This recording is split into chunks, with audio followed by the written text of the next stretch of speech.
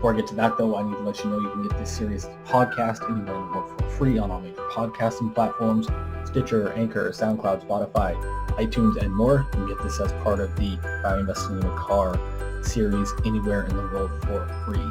Plus, please remember to subscribe and hit the notification bell if you're watching on YouTube, so you're notified every time we release a new video, and release new videos all the time.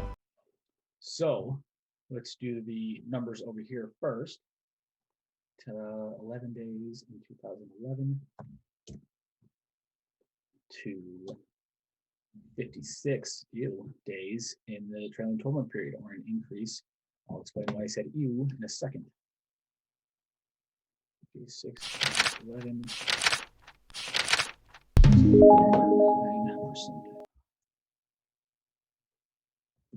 9%.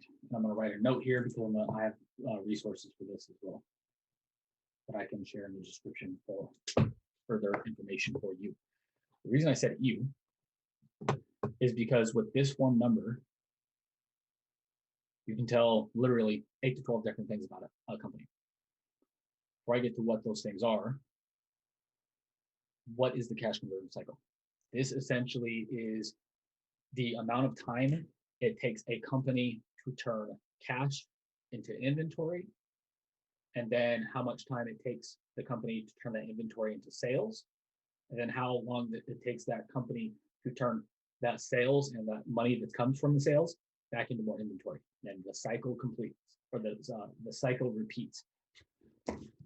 When that cycle completes, it's called inventory turn. What that means in this sense is almost, I can't think of a case you'd want to see this going on. Pretty much 100% of the time, you want to see this number going down over time, because it means the company is becoming more efficient and it's getting cash faster, which it can then turn into inventory and sales and repeat the process. The faster a company can do this, the more money it can make. Think of Amazon or Walmart as two examples of this that have super high inventory turns. In fact, their inventory turns are so fast that they essentially make sales on their products before they have to pay their suppliers, which is the buying of the inventory part of the thing, or part of the cycle. When that happens, you have a negative cash conversion cycle, which can mean huge competitive advantage for a company. This number is, again, think Amazon or Walmart in that case. They have negative. I know Walmart does. I'm pretty sure Amazon does as well. Has a negative cash conversion cycle. This number is super important because it tells you, again, and I'm not even going to bring those up today, it can tell you 8 to 12 different things about inventory levels, accounts receivable, cash flow, where the company may be having problems with all of these things. And again, I wrote my note down here to put those training videos into the description, so you can find those and learn more about them. Because again, nobody else talks about this, and you can learn an enormous amount of information fast about a company, which can give you an advantage as an investor. There is one note on this. This is one of my absolute favorite metrics. And I go into great depth on the different parts of this metric and where to look, where they give you clues on where to look. And again, the description below this, I'll put those videos below this. This number does not matter for some companies. It matters for retailers, manufacturers, companies that produce hard assets of any kind. This does not matter for companies that work on intellectual property, patents, intangibles of really any kind. So it's not really useful at all for those kind of companies. If you're looking at a company that produces hard assets of any kind, manufacturers, vehicle producers, parts producers, retailers, as some examples, this number is enormously important. If it's not one of those kinds of companies that produces hard assets, if it produces, and most of its operations are off intangible assets or knowledge or whatever, this number doesn't matter at all. So yes, this number is extremely important, but only in certain cases. In this case, what this means for GameStop, and this increased by 409% in the last decade is that already tells me that they are having issues selling their product, most likely, which I can tell here because their days inventory has gone up drastically, which is most of the reason this has gone up in this case. They're having trouble selling their inventory, which when this happens, especially for a retailer, it's very bad. When this happens for a retailer, it means they have to discount their products, which leads to lower revenue, which leads to lower profitability and cash flows, which leads to lower values of the company. This is horrific for a retailer, for this to go up drastically. The other numbers do matter. The day sales outstanding and payables period, those do matter. But in this case, they don't for GameStop because most of this rise has come from its inventory. If this gets bad enough and they can't even sell their inventory, they may have to do what's called a write down on the inventory, which essentially lowers the entire book value of the company, which may be a reason why their book value has cratered in the last decade. Again, that's the power of this number. If you know exactly what it means and what the pieces of it mean, the three pieces of it mean, and give you huge context into potential good things in some cases for, again, Amazon, Walmart type of companies, or really bad things in this case. And I will illustrate that probably when we get to the financials. Again, I know that because I do this analysis on every company, and when I see these things, that's what happens. Actually, we are, let's see here. Actually, let's do that now because we are done here. And next we need to calculate enterprise value, which requires us to go to the balance sheet anyways. Actually, let's go to annual. Normally you want to go to the quarterly on here. But in this case, I want to see about their impairments.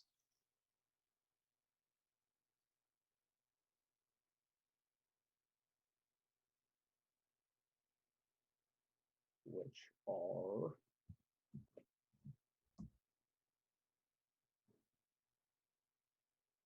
an impairment. So they have no impairments, but their total gross goodwill and tangible assets have gone down drastically in the last 5 years, which does not make sense.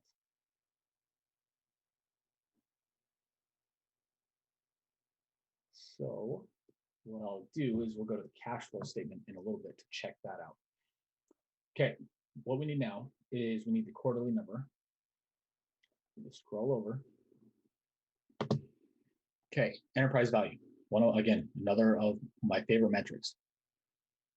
I don't like market cap because market cap does not include cash and debt. And since 99% of companies on earth have either cash or debt, and as you want to know what those are.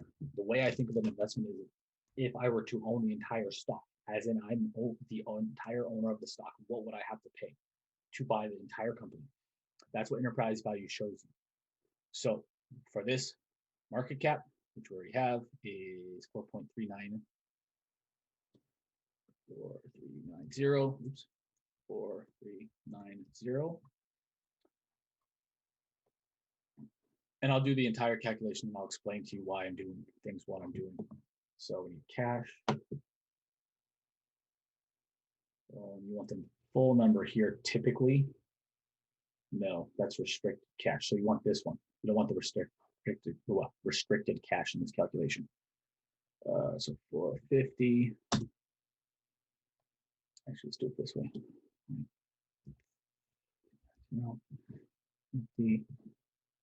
So that's 450 million. Oh, these are in billions. Okay, so on our sheet, we have billions or millions. These are in billions. So we need to make sure, and again, I'll show you how I'm doing this, that these numbers are correct here on the sheet. Because again, if we switch between billions and millions, this will be a massive mistake. Okay, short-term debt and capital leases is down in the liabilities. And that's current debt. We want the total current debt and capital leases, which is 0.48 or 480 million. Long-term debt is, frankly, I'm surprised it's not higher than that, based on its ROE being so much higher than its ROIC. I'm surprised it's not a lot higher than that. So 670 million ish. 670. Oops. I'm assuming they don't have any preferred stock. If they did, it would be down here. Doesn't look like they do. And minority interest.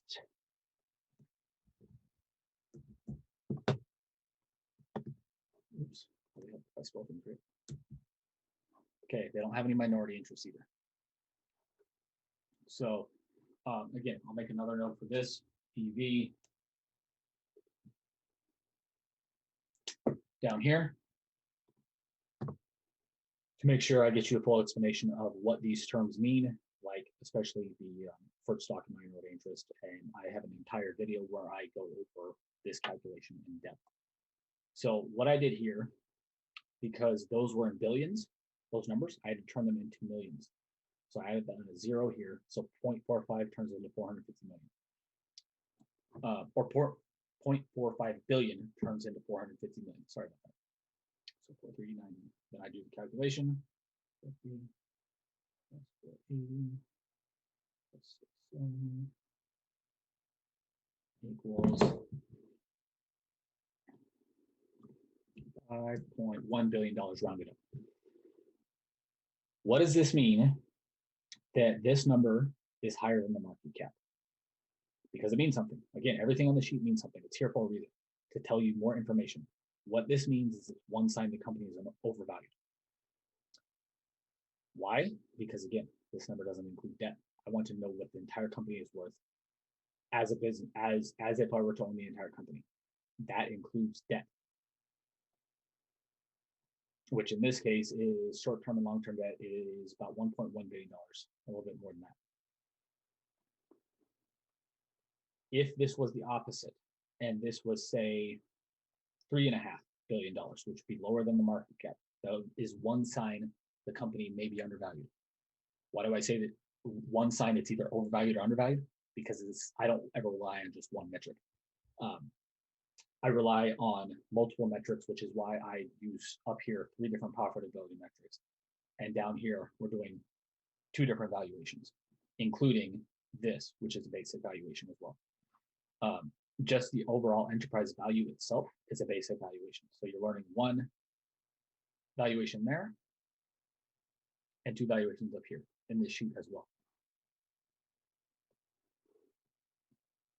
Okay, so we have the enterprise value number now. 5100. Again, this sheet is in millions, so we want to turn the billions into millions here to keep everything in apples to apples comparison. Okay, we have the EBIT already in the trailing 12-month period. Oh, no, we do not. We have the operating profit margin. We don't have the operating profit, which is, so it's negative. So I can't show you the valuation for this because it would be negative. And free cash flow is actually positive. So I can show you that one.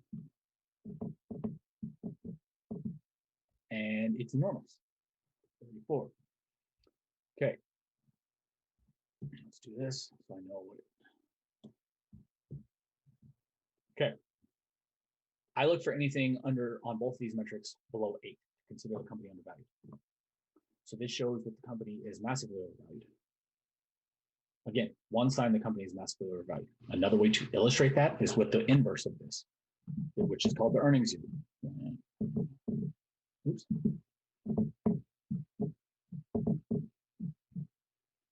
That is 2.9%. So the earnings yield is what you should expect to earn owning the stock within the next year based on its current metrics. In this case, the free cash flow and enterprise value. In this case, based on its current metrics and it being overvalued, you would only earn a 2.9% return on it. That's not good. At least that's not nearly enough margin of safety for me. I look for anything above typically 10, 12% on this metric. But I pay more attention to these up here, frankly, the EV, well, these, let me bring the sheet back over. These being the enterprise value and these ratios. Again, I look for anything below 8 on a consistent basis. So what these show me is, again, we'll go over these calculations at some point, but right now, what these show me is that GameStop is a horrible stock. Unprofitable on an operating profit basis. It's unprofitable on an ROIC basis. It's barely or it's unprofitable pretty much across the board. It's the only reason it is profitable. And again, I looked at this a couple days ago and I made a video about this, about why you should avoid GameStop stock right now and the fight over it. So I've already evaluated this. Most of these times I do these kind of case studies, analysis videos. It's a blind case study. In this case, I've done a video already, and I know, based on looking at the cash flow statement, that the only reason they're positive on a free cash flow basis is because they've issued debt. You don't want that either. So the company already has a high level of debt compared to its size. It's unprofitable. The only reason it's profitable on a free cash flow basis is because it's issued more debt, which is essentially digging itself a deeper hole. Another way to show the valuations and that it's being massively overvalued is PE. Again, I don't care much about PE, price to cash flow, or forward PE. I care more about this number, which is where we talked about down here, the enterprise value of it. But anything that has a PE of 404, probably not a good investment, or probably an overvalued investment. And I can illustrate that here, which is going to get us to the next part of the conversation. GameStop stock in the last year, the other day, I think it was a 6-month one. It was up, when it was up here somewhere, it was up like 8,667% in the last 6 months because of the battle between the traders and the hedge funds. My dad asked me why. I said earlier, my dad asked me why they were fighting over GameStop. I said, I don't know, because I've actually evaluated GameStop and it's a terrible stock. Not only that, but I'm a gamer. I've been a gamer my entire life, so I know the GameStop business model very well. Their business model is dying because more gamers are going digital instead of the disc-based video games. So not only are they unprofitable, not only do they have too much debt, not only are they having problems selling their inventory already, but they also have to essentially 100% transition their business model from its current business model, which, if you don't know, is essentially buying and selling used games. GameStop sells, let's say, a brand new video game for $60 for a PlayStation 5. Somebody beats it in a month. If they trade it in that same game, GameStop will give the person a $30 in-store credit and then sell that game for, say, $50. So they'll get the $60 sale initially, which they don't make hardly anything on, I don't think, because most of that goes to the publishers like Sony and Microsoft and all that, and the game developers themselves. So they get a little bit of spread there. The biggest spread they get, though, is when somebody trades in a game and they give somebody $30 of in-store credit, and they sell that same game for $50. They get the $20 spread. And they do this thousands or tens of thousands of times when people trade it. Again, this isn't happening as much, though, because more gamers are buying games digitally than they are disc-based games. Way to illustrate that is with, all right, go to the chart for a second. It's go back over here. It's revenue. Revenue has cratered from 2011 at $9.5 billion. Oh, let's go 2012, $9.6 billion, round that up to only $5.2 billion now. Their business model is dying. So not only do they have these four major things going against them, I would estimate, based on my experience and learning, that 9 out of 10 at least companies who are being majorly disrupted by innovations in technology in the industry cannot make that transition, and they die. Think Kodak when digital cameras came out. Think Blockbuster Video when Netflix came out. GameStop is on that path. Yes, they are trying to transition their business model. Again, the odds are against them to do that. Plus, they have those four things that I mentioned earlier that are already going against them. So they are in a rough spot already. Going back to the quote, a bunch of people asked me, and this is why I made the video last week, about GameStop, buying GameStop stock and what my thoughts on it and stuff were. And I get into more detail in it there. But I said, unless you either A, know what you're doing in trading, which most people ask me don't, kind of novice investors and saw the craziness and wanted to make money because they saw a bunch of people making money. So I said, unless you're either an experienced trader, which I knew most of them weren't, or B, you are 100% comfortable with losing 100% of your capital, you need to stay away from the situation. Why? This is why. Because when most of those people reached out to me, it was in the $300 to $345 range. Let's say you bought it at $300 and it went up to $345, or in this case, $380 for every time. Or was that even higher? $468. If you held to that time, you made a great return. You turned $10,000 into whatever. I'm not going to even try to attempt to do the math in my head. You made a great trade. You made a great return. If you bought at 300 and it went up to 468. The problem with that is pretty much no one knows when the stock's going to crash, which is what it did abruptly afterwards. It dropped from 480 to $126 at the close, pretty much in one day. Then it went up again. Then it cratered again, straight down. And now, if you bought at $300 per share and you're down and you still held it down to $60 a share, you've lost $240 per share, or 80% of your capital in, what is that, about a week?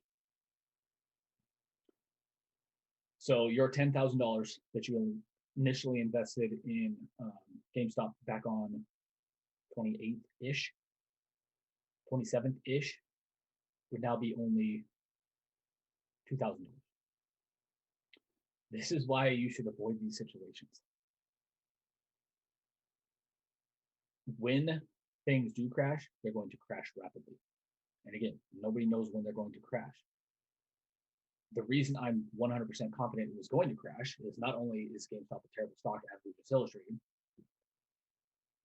for all the reasons, again, that I illustrated before, but what happens, and I said this to some friends, what happens when these traders from Reddit and Twitter and the Reddit group Wall Street Bets, what happens when they find another stock that they want to buy? When they sell their GameStop stock, it's going to crater. And that is what's happening. Yes, there's manipulation in things like Robinhood and other brokerages restricting trading, which I don't agree with at all. I hope they get sued. I hope they get destroyed by, I hope they get, not destroyed, I hope they get ripped apart and castrated to some degree for what they did, from saving hedge fund billionaires from getting messed with by little guys. I hope these brokerages get sued until they go bankrupt, frankly. That's disgusting to me from a government, or not even the government, because the government didn't do anything with it, but a corporate giants taking care of other corporate giants and crushing the little guy. That's disgusting to me. So I hope these companies, and Robinhood is getting hammered right now because people are leaving their platform in mass and taking their money out. So they probably, especially Robinhood, won't survive this, which frankly, I don't feel bad for them because what they did was disgusting. Again, I don't know if it was illegal. The government will figure that out. Yes, there's manipulation, going back to my original point with all of this, because they stopped trading on those brokerages for this. But you have to think about the long term. Yes, for now, people made a lot of money in this. Some people did. But those who came in late, the people who made money early, The people on Wall Street Bets and those other sites, they made money early. The people who come in late have been crushed. Again, 80% down if you bought around $300 per share. If you bought at $428 per share, you're down what, 90, 95%. Those who come in late to these kind of things in throughout history. And again, I'll bring full face here since I'm just kind of talking to you now. Anyways. Throughout history, I've studied a lot of financial history. These are what's called manias. Let's go back to the 1700s in tulips in the Netherlands, where there was a tulip mania. There's a book, a great book actually, by the name of that. When manias like this happen, people make money really fast on the way up, but they typically are part of the driving force of why the stock is going up or why the asset is going up. The people who come in late, yes, they can make some money, but if they don't get out, they will get crushed. And this is why I warned all my friends, those two things. If you, and again, I knew that most of them weren't experienced traders, but I said, you need to be prepared mentally. If you're going to do this late at this stage, you need to be prepared that you have a high likelihood of losing 100% of your money. What I used to say to people is doing this kind of stuff is like buying a lottery ticket. And that didn't work. So a colleague of mine said, I used to do the same thing and it didn't work. So what I did is essentially I said, think of this as a $10,000 lottery ticket in this case. We're going to keep going with the $10,000 thing. $10,000 lottery ticket. Yes, it can go up. Yes, you can make some money, but there's a very high likelihood you're going to lose that $10,000. And unfortunately, that I don't know anybody personally who got crushed by this, but I know a lot of people, again, just from looking at the stock chart, if they bought late, they got crushed with this, and it sucks. And I feel bad for those people. But again, that's why you need to know what you're doing when you invest in these stocks or in trade like this. I don't trade. First of all, I'm a long-term investor, long-term value investor. I mean, when I say long-term, I'm thinking 5, 10, 20 years down the road. I'm not thinking about what's happening this hour, this day, this week. So I don't trade. I don't benefit from this either way. I don't short stocks. I don't like the hedge funds we're getting crushed for. And I don't trade like this.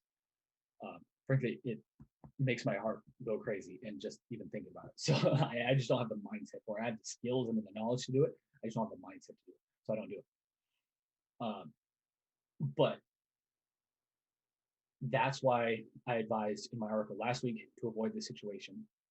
And that's why I'm still telling you to avoid the situation now. Because again, it looks like maybe the traders have moved on to another stock, which I don't remember the stock ticker today, but there was something I was looking at was up about 1,000% because the Redditors and Twitter day traders had moved over to a different stock. So again, what happens when somebody moves on? So I knew this, again, I didn't know necessarily when it was going to happen. And I do know people who made a lot of money on this stuff because they are good traders. Again, I'm not, I just don't have the mindset to do it. But if you aren't one of those people who knows and is good and experienced at trading, I would recommend staying away from all these situations because it looks like they're going to become pretty popular unless you can get in super early. And then again, even so, you need to be mentally prepared that you're going to lose 10,000 or whatever money you put into it. Because when it happens, when it crashes, it's going to crash really fast, as we saw in the GameStop chart. So I hope this helped. I hope this has been valuable to you. Seriously, I apologize for the not being able to have people here live. I apologize for the technical issues. Hopefully we'll get those fixed by next week. If you have any tips on that, let me know, because there was again massive 20-30 second lag on the Facebook stream, and it was really weird. So I've never seen that before. So if you have any tips on that, let me know. If you're looking to become a better value investor or a better investor faster, you can get 3 of my 3 free resources below, including 5 free gifts, which includes this preliminary analysis valuation template that you saw over here on my other screen. This is something I've done, I put together probably 8-10 years ago now. and it helps me evaluate stocks really fast, and not only really fast but really well. Um, Back in when the coronavirus crash happened in March, I went through 4,000, more than 4,000 stocks in 70 countries worldwide in 40 days using this process right here. You can use this and accelerate your knowledge faster, better, and also evaluate a lot of stocks faster. This is still only the beginning of my process though, and I do a deeper dive after this when something reaches surpasses my thresholds and what I require from them. But this is a great starting point because it'll help you get rid of crap companies faster while helping you find good potential stocks faster as well. So you spend more time in that, researching those. You can get that in the 5 free gifts resource below. You can also get a free PDF copy of my book, How to Value Invest, at one of the links below. And you can also get our free guide, 7 tips to picking great stocks and 3 times you must sell, at the links below. Again, those I will also put the links for the EV video, the net income videos, the book value, and the cash conversion cycle videos. Those will be below this as well. I have notes over here for them. If you're looking to become a better investor faster with some of my help, you can check out information on our masterclass, which is one of my courses below as well. But again, I hope you enjoyed this. I'm going to be doing these more every week, at least one every week. And again, hopefully we get some people in here at some point and asking questions, because that's frankly how you will learn faster and better, is when people ask you questions. Because if they have the question, or if somebody has a question, somebody else probably has the same question, and it will help everybody learn a lot faster. So hopefully I can fix that as well. But until next time, have a great day. Talk soon.